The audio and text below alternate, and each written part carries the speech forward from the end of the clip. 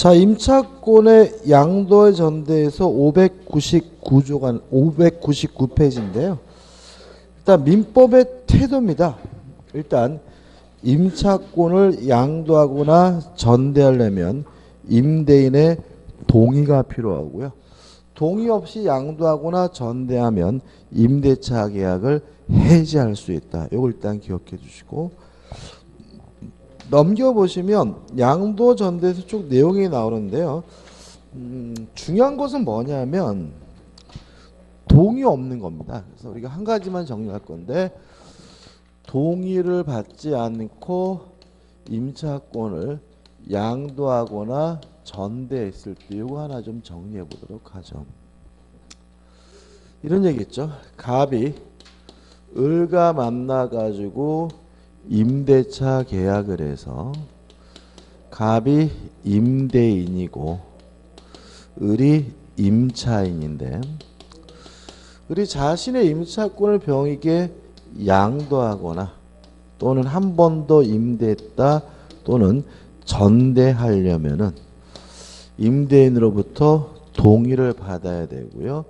동의를 안 받았다 이거죠. 첫 번째 조심할 것은 동의가 없었다 하더라도 양도 전대 계약 자체는 무효가 아니라 유효다라는 거, 이거 기억해 두셔야 됩니다. 이런 거 굉장히 많습니다.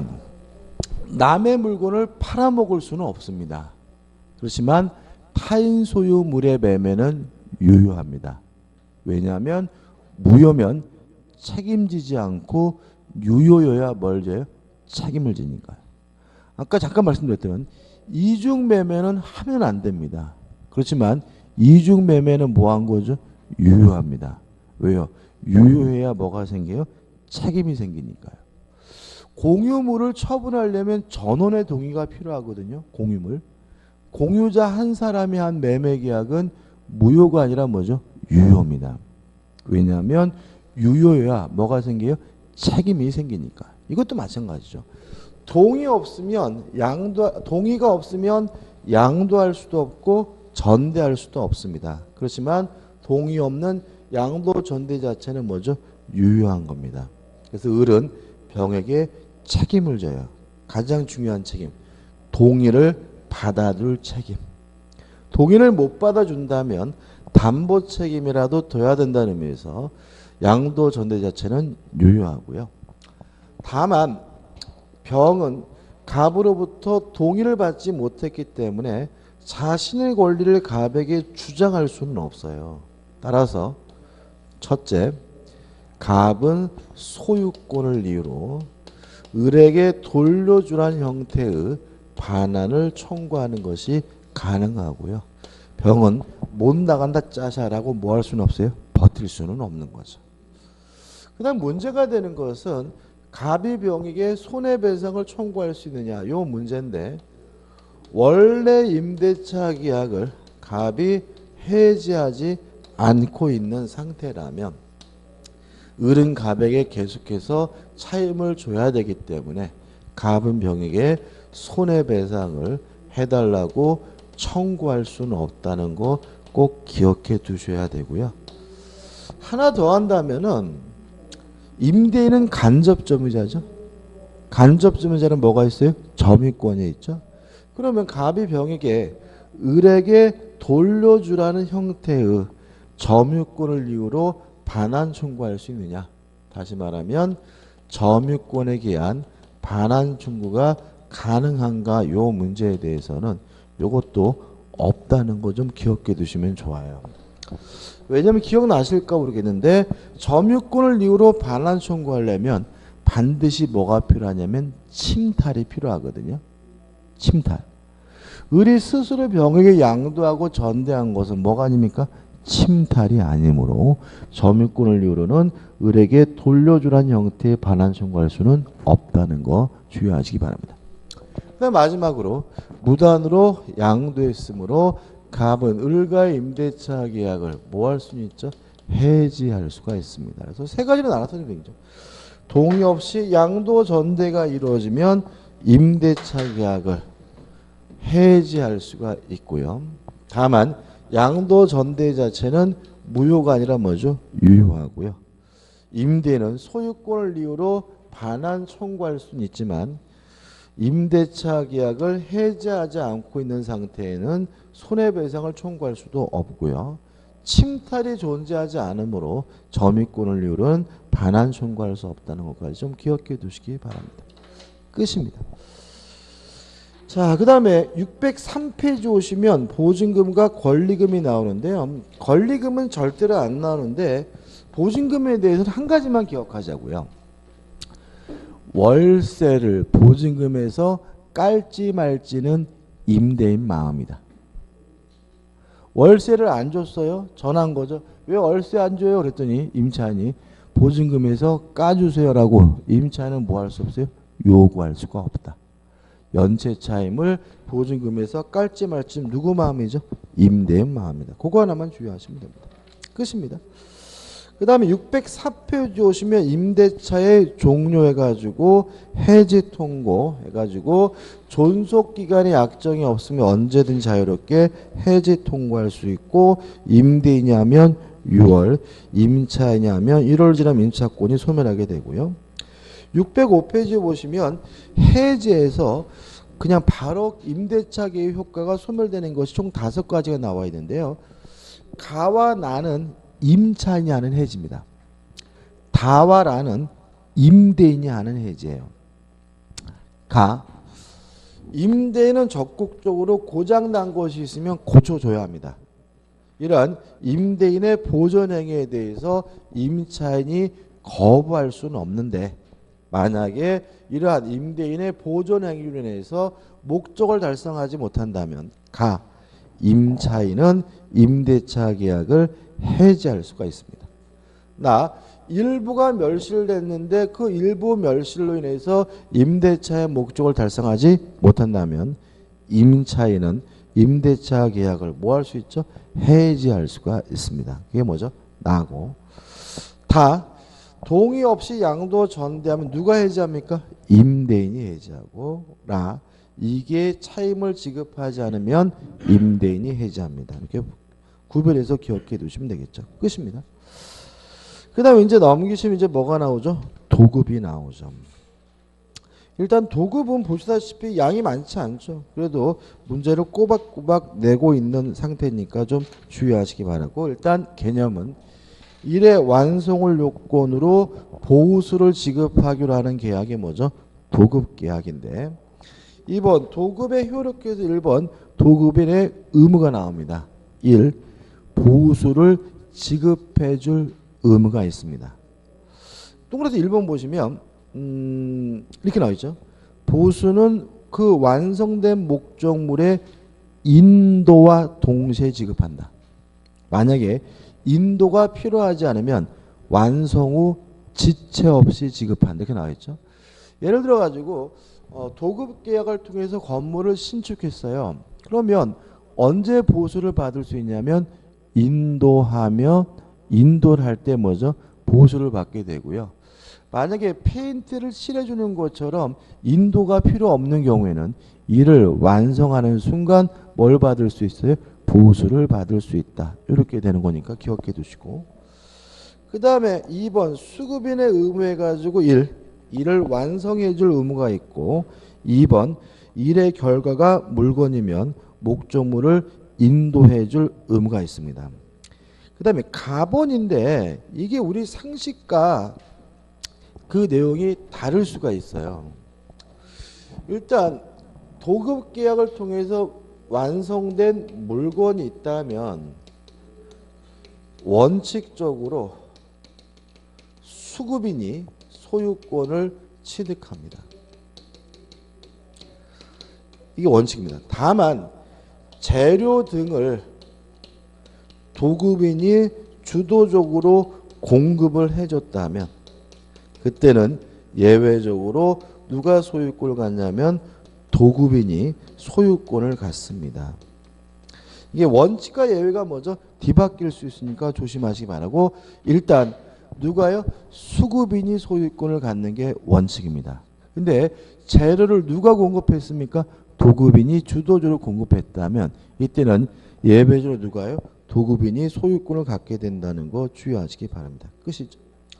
그 다음 우측에 보시면 3번 수급인의 담보 책임해 가지고 성질은 큰 의미가 없는데 내용 보시면 1. 하자 보수 청구권 2. 손해배상 청구권 3번 도급인의 뭐죠? 계약 해지권이 있는데 첫 번째 주의하실 점은 1.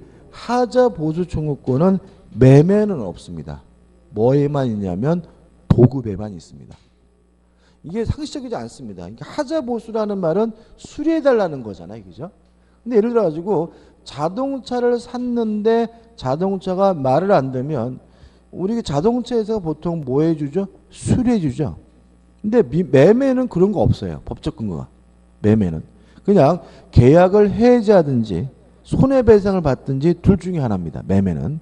근데 도급은 매매와 달리 뭘요? 하자 보수 수리해달라고 뭐 할 수 있어요? 청구할 수 있다는 점 주의하시기 바라고. 그 다음에 3번 계약 해제권 해가지고 나와 있는데 주의하실 거 밑에 세 번째로 주요. 읽어볼게요. 그러나 건물 기타 토지의 공작물에 대하여는 아무리 중대한 하자가 있어도 해제할 수 없다.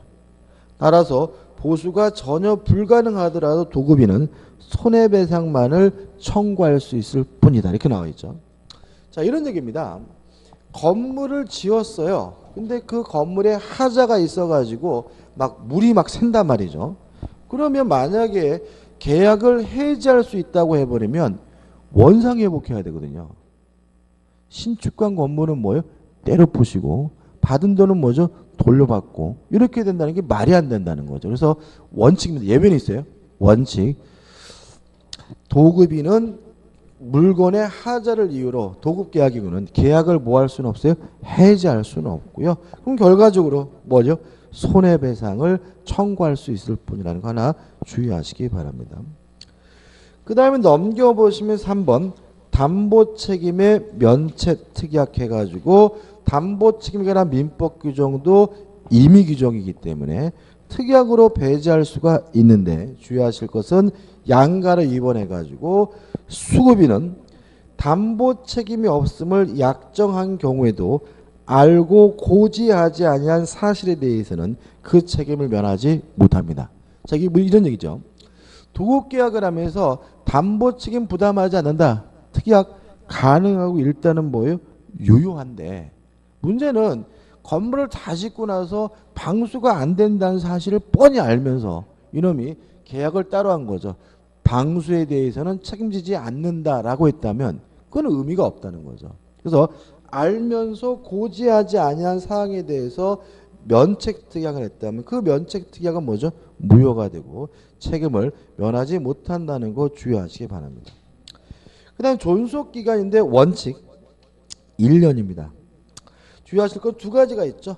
1번 인도해 줘야 될 거라면 인도한 날 받은 날로부터 1년이고 일을 마치기로 한 경우에는 일을 종료한 날로부터 1년 동안 해야 되는 것이 원칙이고요. 다만 특징해가지고 1. 건물 등의 하자에 대해서는 몇 년이죠? 10년입니다. 간단히 기억하자고요. 그죠? 원칙 도급인의 담보 책임의 존속기간은 몇 년입니까? 1년인데 건물 등의 하자의 경우는 담보 책임 몇 년이죠? 10년이다. 이렇게 간단하게 기억하시면 되겠죠. 4번 도급의 종료해가지고 1. 완성돈의 도급인의 해제해가지고 맨 밑에 보시면 수급인이 이를 완성하기 전에는 도급인은 손해를 배상하고 계약을 해지할 수 있다. 이것도 기억해 두셔야 돼. 일을 시켜봤더니 못 믿어요. 하는 짓이 완전히 뭐죠? 개판이란 말이죠. 그러면 계약을 도급계약을 뭐 할 수 있어요? 해지할 수 있는데 물론 이때는 뭐를 해줘야 됩니까? 손해배상을 해줘야 됩니다. 그래서 문제지문은 이렇게 내겠죠. 완성 전에는 어떠한 경우에도 계약을 해지할 수 없다. X 이렇게 되겠죠. 그 다음 우측에 2번 도급인이 파산 선고를 받으면 해지할 수 있다. 이거는 타이틀만 기억하시면 됩니다. 작년도 문제는 조금 까다롭게 나왔는데 도급에 관한 설명으로 옳지 않은 것은 1번 하자가 중요한 경우 하자 보수에 가름하는 손해배상 액수는 목적물 완성시를 기준으로 산정해야 한다. X입니다. 완성시가 아니고 일반적으로 손해배상은 이행이익배상이기 때문에 완성시를 기준으로 하지는 않습니다. 뭐 중요한 건 아니고요. 2번. 완성된 건물의 하자로 계약의 목적을 달성할 수 없게 됐다면 손해배상은 청구할 수 있지만 계약 자체를 뭐 할 수는 없어요? 해지할 수는 없으므로 도급인은 계약을 해지할 수 없다. O 맞는 질문이죠. 3번. 일의 완성에 관한 증명 책임은 보수의 지급을 구하는 수급인에게 있다. 당연한 거죠. 그죠? 완성했으니까 돈 달라. 그죠? 4번. 공사대금 계약상 도급인의 지체상금 채권과 수급인의 공사대금 채권은 특별한 사정이 없는 한 동시 이행 관계에 있지 않다. 이것도 일단 맞는 질문인데 좀 지엽적입니다. 5번. 수급인이 자기의 노력과 재료를 들여 신축한 건물의 소유권을 도급인에 귀속시키기로 합의했다면 원래는 원칙이 누구죠? 수급인이 소유권을 갖는 건데 예외가 있다는 거죠. 그 완성된 건물의 소유권은 도급인에게 원시적으로 귀속한다는 질문은 맞는 질문입니다. 넘겨보시면 이제 뭐가 나오냐면 위임이 나옵니다. 일단 위임에 대해서도 시험 문제를 꼬박꼬박 냅니다. 꼬박꼬박. 그래서 지금 여기까지가 이제 뭐죠? 한 문제씩 내는 거죠. 일단 의는 타인의 사물을 처리해 주기로 하는 계약은 뭐죠? 위임이고, 법적 성질은 원칙이 무상이고 유상일 수가 있습니다. 기억을 돕기 위해서 말씀드리면 위임 계약은 뭐라고요? 원칙이 무상. 예외적으로 뭘 수 있어요? 유상일 수가 있는데 선생님이 아이들을 가르치는 거는 노동인가요? 기억을 돕기 위해서 말씀드리는 거예요. 이게 노동으로 볼 수도 있고 또 왠지 또 노동이 아닌 것 같기도 하고 그러거든요. 그래서 과거입니다. 지금은 아니에요. 지금 노동으로 보는데 과거에는 선생님이 아이들을 가르치는 것을 노동이 아니라 위임으로 봤어요. 왜냐하면 원래 아이들을 바르게 올바르게 교육해야 될 사무는 부모님의 사무인데 그 부모님의 사무를 누가 대신해 주는 거죠? 선생님이 대신해 주는 거니까 위임이다. 이렇게 봤고요. 그렇게 보게 되면 전교조가 불법단체입니다. 왜냐하면 선생님은 뭐가 아니에요? 노동자가 아니니까 노동자가 아니면 뭘 만들 수가 없죠? 노조를 만들 수가 없는 거죠. 근데 지금은 전교조가 뭐예요? 합법단체죠. 그 말은 뭐죠? 아이를 가르치는 것은 이제 뭐죠? 노동이다. 이런 의미가 되는 거죠. 그래서 참 재밌는 거는 제가 어렸을 때는 선생님한테 줘 맞으면 집에 가서 이르는 게 아니라 뭐죠? 이렇게 종아리 이렇게 멍들면 어머니한테 안 걸리고 조심해야 되겠죠. 만약에 걸리면 더 맞습니다. 그죠? 이놈의 자식이 해가지고 그죠? 근데 지금은 선생이 애를 때리면 어떻습니까? 쳐들어가죠. 네가 뭔데 우리 애를 때리고 자네 그죠? 그게 가장 큰 이유는 뭐냐면 선생님의 신분이 노동자로 바뀐 거예요, 이제. 그러니까 전교조라는 것 때문에 선생님의 복지와 월급은 많이 들어 올라갔을지 모르지만 이제 신분이 뭐로 바뀌었어요? 노동자로 바뀌니까 뭐 교권 이런 건 얘기할 수가 없는 거죠. 너도 자식이 월급쟁이 나도 월급자인데 네가 우리 애를 왜 때려 이런 식으로 되는 거예요. 그래서 교권이라는 게 의미가 없는 데는 시점이 아이러니컬하게도 전교조라는 것과 비슷한 시기가 되고요. 그래서 전교조 때문에 선생님이 신부감 1위죠. 그죠? 월급 많이 주고 많이 쉰다 그래가지고 최고의 신부감인데 근데 그게 또 변하고 있습니다. 변하고 있고 이제 선생님들이 감정 노동자 1위입니다. 우리나라가 아니라 선진국들은. 그러니까 이렇게 우리가 보통 감정 노동하면 전화 상담하시는 분들 있잖아요. 그죠? 그런 분들이 감정 노동이 1위 그랬는데 유럽이나 미국 같은 경우에는 선생님들이 감정 노동 1위예요. 왜 그러냐면 애를 손을 못 대잖아요. 그럼 알다시피 우리 어렸을 때 생각해 보시죠. 말한다고 들어먹냔 말이죠. 그죠? 그리고 얘네들이 그냥 반발하고 선생님 신고하고 이러다 보니까 이 감정 노동이 어마어마하게 힘듭니다. 그래서 제가 봤을 때는 혹시 주변에 선생님이 되고자 하는 분이 계시다면 좀 말릴 필요가 있어요. 이제는 선생님이 옛날처럼 뭐죠? 쉬운 직업이 아닙니다. 굉장히 뭐 극도로 스트레스와 감정 노동에 시달리고 이래서 유럽이나 선진국들은 선생님을 오래 못해요. 한 3, 4년 하면 대부분 간듭니다. 힘들어가지고. 근데 우리나라도 그런 식의 올 시기가 되지 않았을까 해서 지금 선생님은 될 거는 아닌 것 같고, 이 말씀 드린 이유는 과거에는 선생님이 뭐예요? 위임이었고, 위임은 원칙이 뭐죠? 무상이니까 선생님은 가난해도 상관이 없다는 걸 베이스에 뭐죠? 깔고 있었던 거죠. 그죠? 아무튼 원칙이 뭐죠? 무상이고 예외적으로 뭐죠? 유상일 수도 있습니다. 쓸데없는 얘기한 것 같은데. 위임에 효력해가지고 1. 수임인의 의무에서 1. 위임 사무를 처리해 줘야 됩니다. 간단히 쭉 보시면 되고, 수임인은 선량한 관리자로서의 의무를 부담하게 되고요.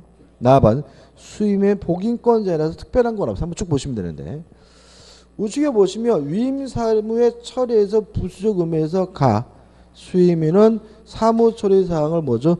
보고해 줘야 되고, 또 이를 처리하는 과정에서 목적물 등을 취득했다면 인도해고 이전해 줄 의무가 있고요. 만약에 답은 위임인의 돈을 금전을 자기를 위해서 소비했다면 이자까지 붙여서 손해를 뭐죠? 배상해야 됩니다. 2번 수임인의 권리에서 일단 보수 청구권에서 무상임의 원칙입니다.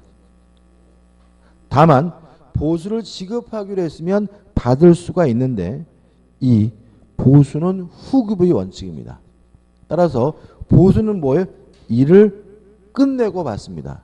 근데 주의할 점이 양가로 입원해가지고 수임인의 비용 상급 청구권이죠.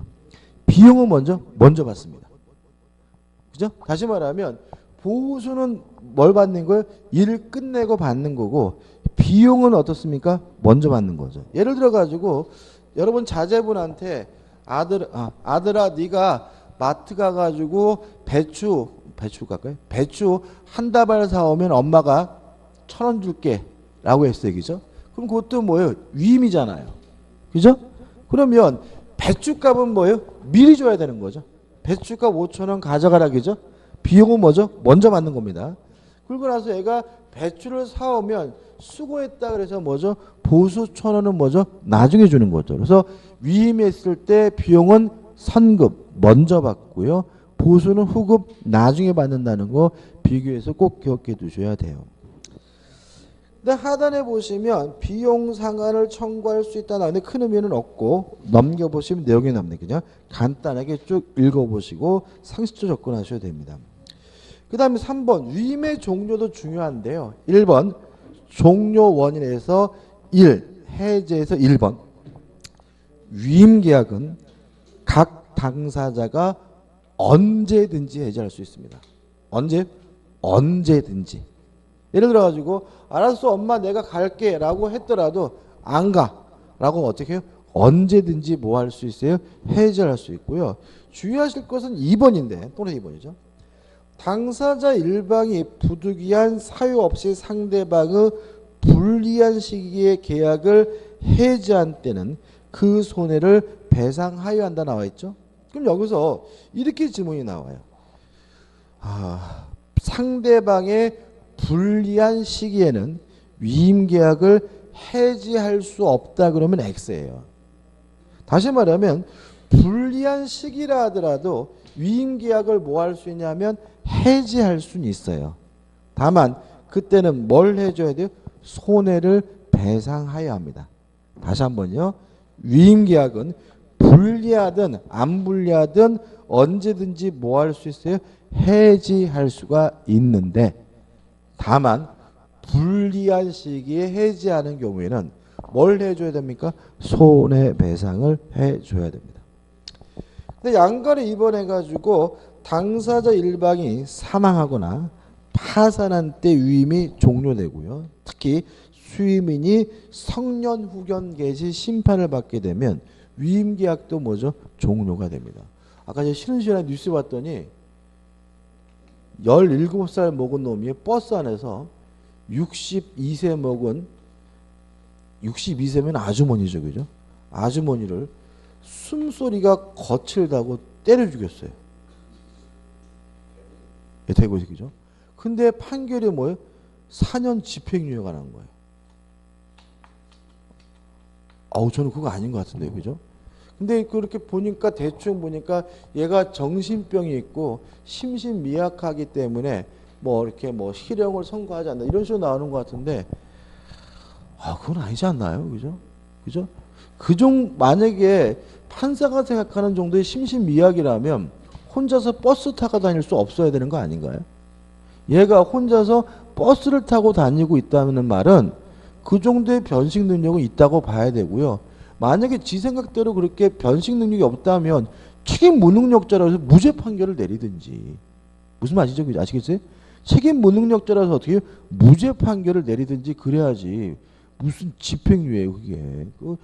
62세면은 그 보니까 그 기사는 뭐 노인이라고 나와 있는데 무슨 62세가 요새 노인입니까? 그죠? 그냥 아주버니신 거지. 그거를 참 그런 거 보면 그냥 판사놈도 그냥 지 부모가 한번 두드려 맞아서 한번 죽어봐야.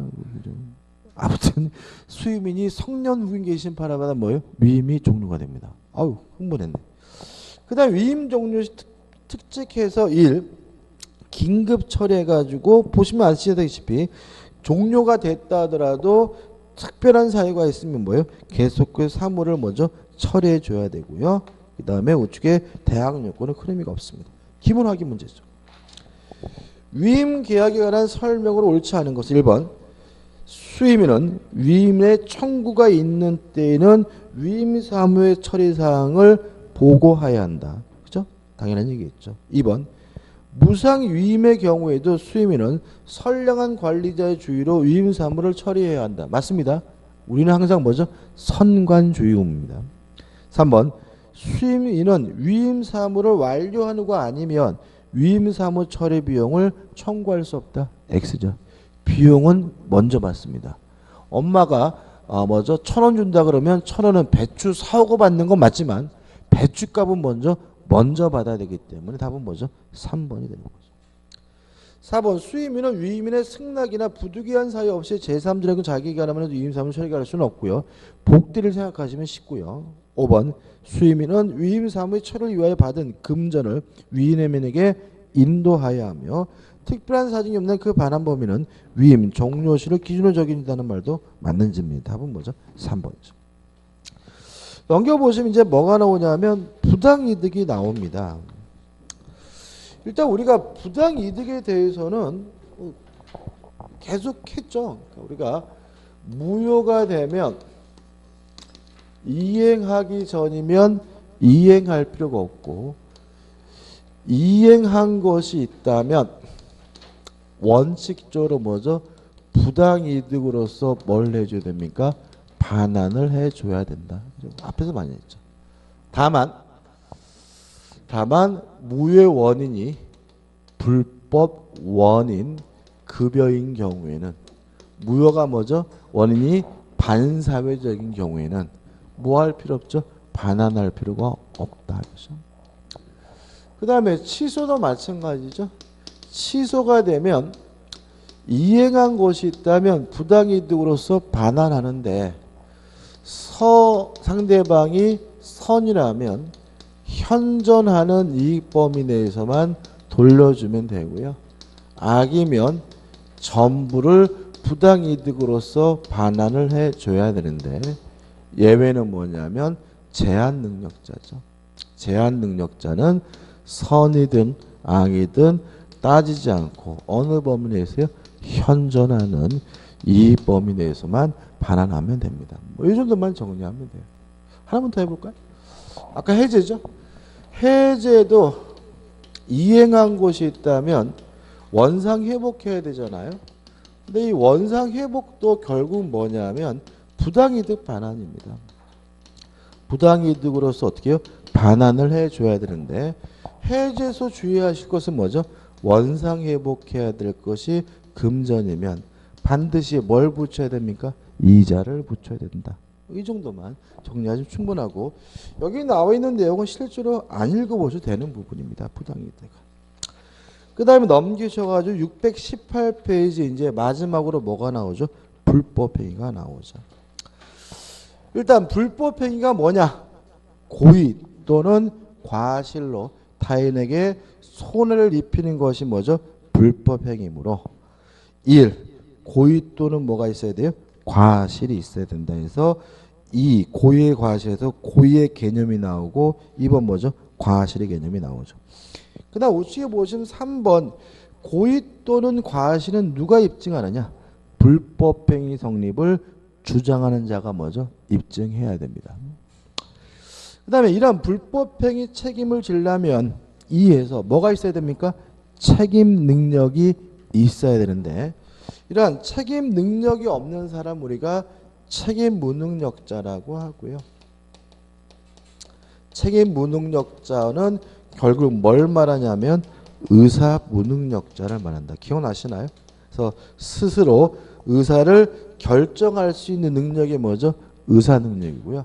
이것이 결여된 사람이 우리가 뭐죠? 의사 무능력자고 의사 무능력자가 법률행위라면 무효라는 말은 자기 행위에 대해서 뭐 할 필요 없어요? 책임질 필요가 없다는 얘기니까 우리 민법적으로는 의사 무능력자와 책임 무능력자를 거의 비슷한 지능으로 봅니다. 그 정도고.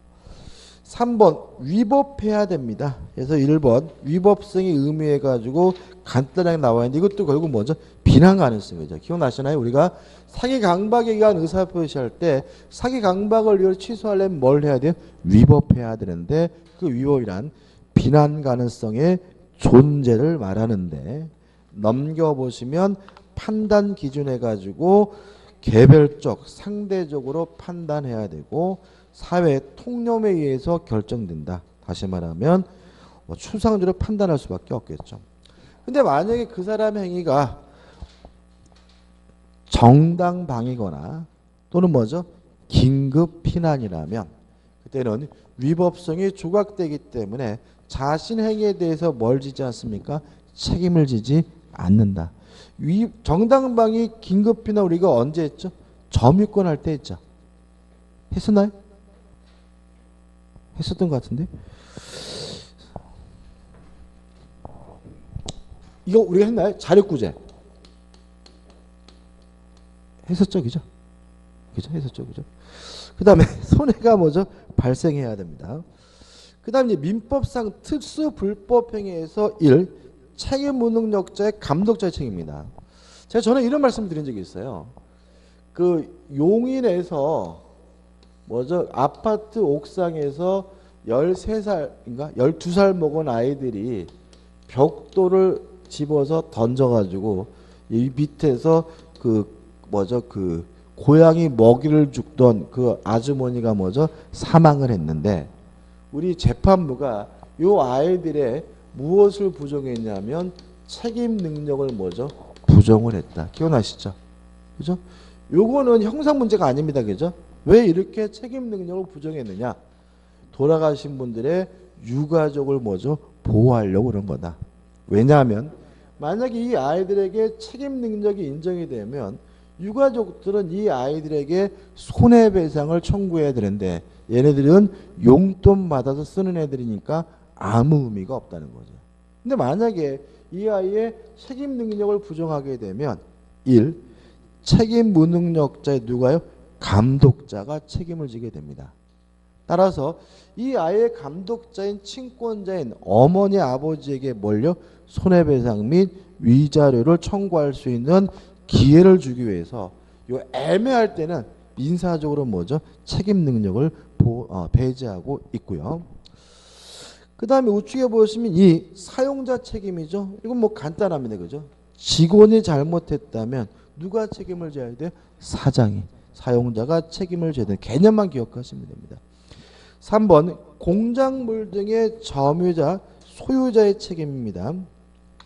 일단 공작물의 하전에 대해서 누가 피해를 봤다면 일단 누가 책임을 지냐면 점유자가 책임을 집니다. 공작물의 하전으로 인해서 손해를 입혔다면 누가 책임을 집니까? 점유자가 책임을 지게 되고요. 만약에 점유자가 아무런 고의과실이 없다. 점유자가 주의무를 다했다는 사실이 입증이 되면 이때는 누가 책임을 지냐면 소유자가 책임을 지게 됩니다. 그래서 공작물의 하자에 대해서는 일단 점유자가 책임을 지고요. 점유자가 모든 주의문을 다했다면 그때는 보충적으로 누가 책임을 집니까? 소유자가 책임을 지게 됩니다. 3번, 4번 동물 등의 점유자의 책임이죠. 1. 동물의 점유자는 그 동물이 타인에게 가한 손해를 뭐죠? 배상할 책임이 있다. 이거 오늘 또 뉴스 보니까 또 라디오 들으니까 세파트가 또 개 3마리를 또 물어주고 있더라고요. 그죠? 그러면 누가 책임을 져야 됩니까? 동물의 점유자가 뭘 져야 돼요? 책임을 져야 됩니다. 그죠? 당연한 얘기고. 5번 공동 불법 행위자의 책임 해가지고 1번, 2번 해가지고 나와 있는데 여기서는 한 가지만 주의하시면 돼요. 부진정 연대 채무죠. 따라서 채무자는 그 공동 불법 행위자 중 아무한테나 전액에 대해서 뭘 청구할 수 있죠? 손해배상을 청구할 수 있다. 예를 들어 가지고 자동차가 교차로에서 충돌했습니다. 갑이 운전하고 있고 을이 운전하고 있었는데 이러한 갑과 을의 교차로에 충돌되는 바람에 병이 상해를 입었다면 갑과 을이 공동으로 과실로 변한 게 뭐죠? 손해를 입힌 거죠.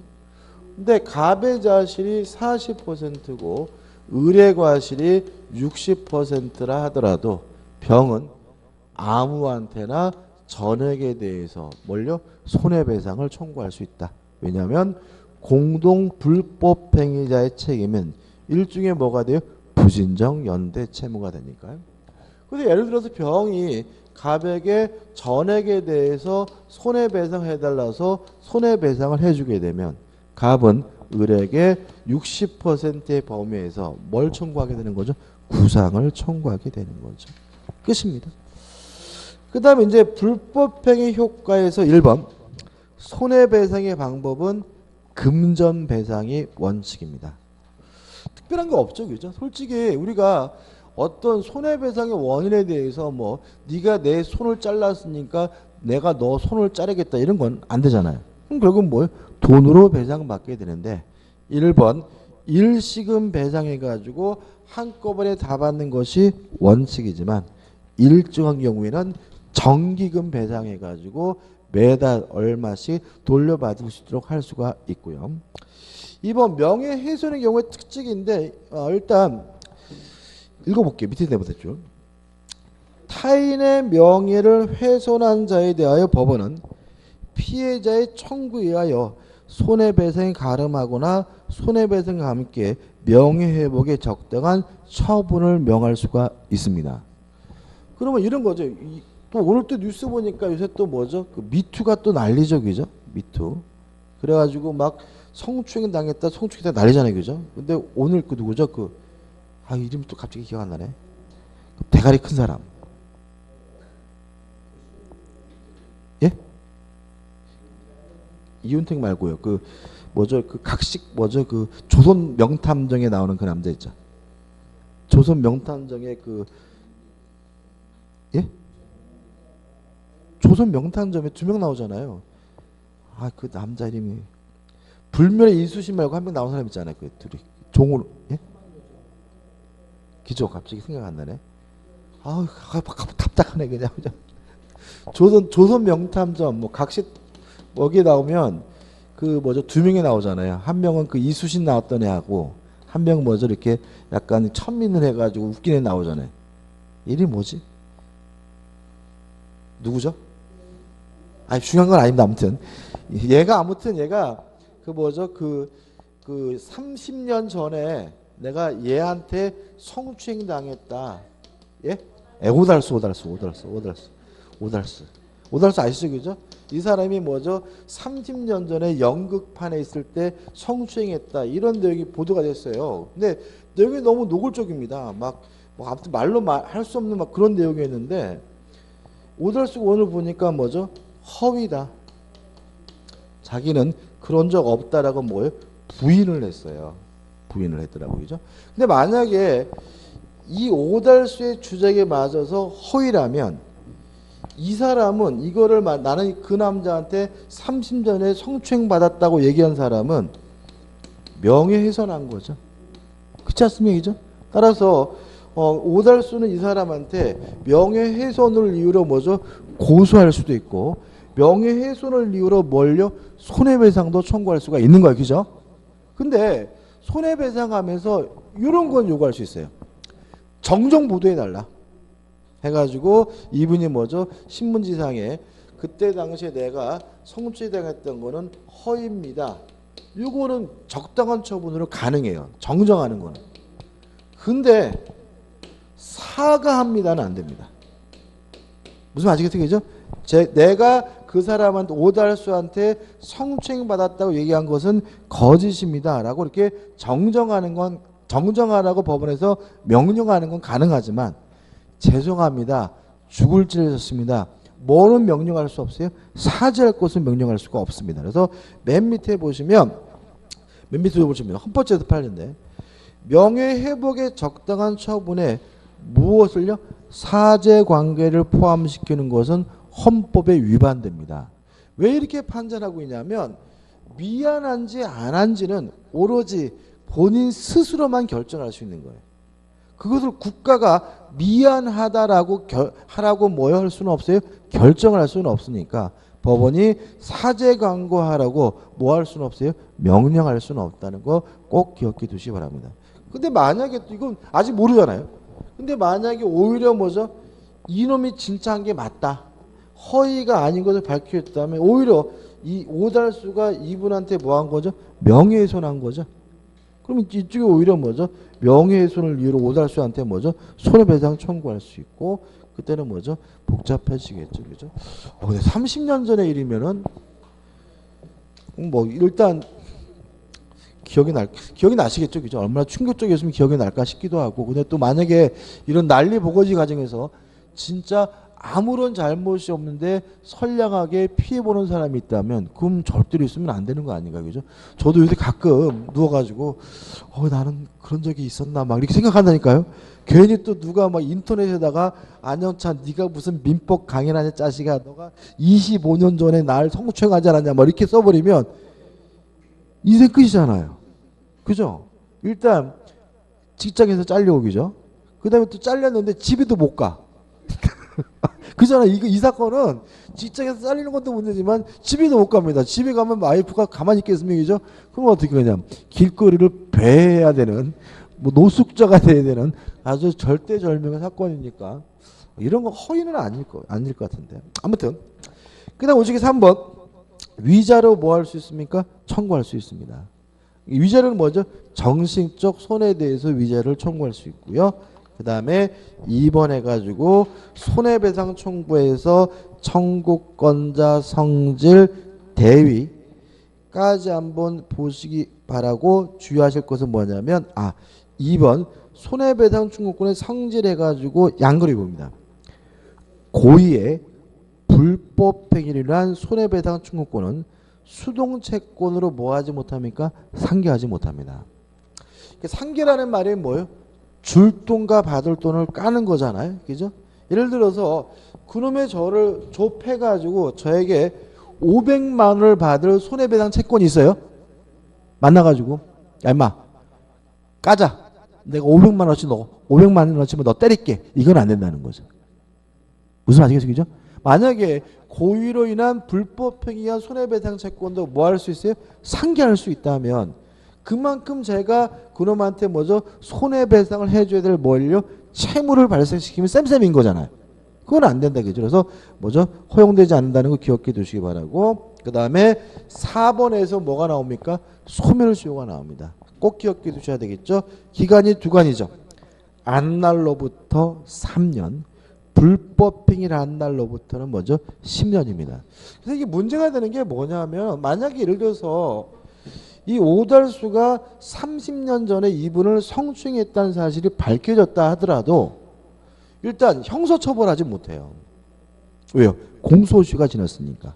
또 민사적으로 무엇도 청구하지 못해요? 손해배상도 청구하지 못해요. 왜요?